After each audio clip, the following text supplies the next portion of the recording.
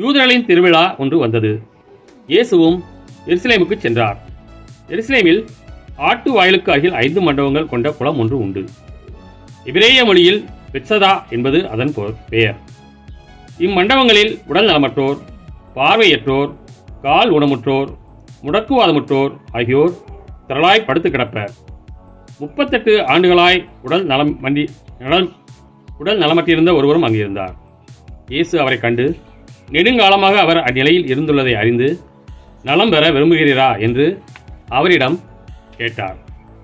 ஐயா, தண்ணீர் கலங்கும் போது என்னை குளத்தில் இறக்கிவிட ஆள் இல்லை.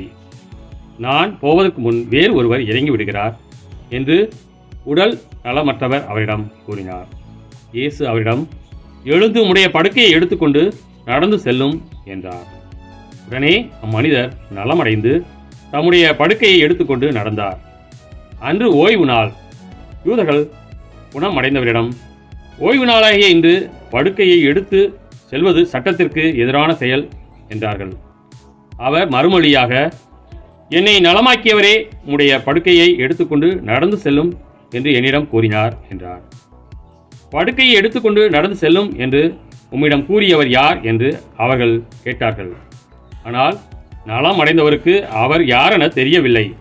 ஏனெனில் அவ்விடத்தில் மக்கள் கூட்டமாய் இருந்ததால் இயேசு அங்கிருந்து நழுவி போய்விட்டார்.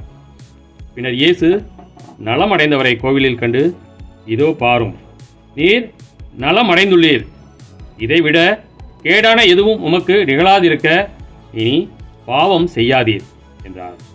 அவர் போய் தம்மை நலமாக்கியவர் இயேசு என்று யூதர்களுக்கு அறிவித்தார். ஓய்வு நாளில் இயேசு இதை செய்ததால் யூதர்கள் அவரை துன்புறுத்தினார்கள்.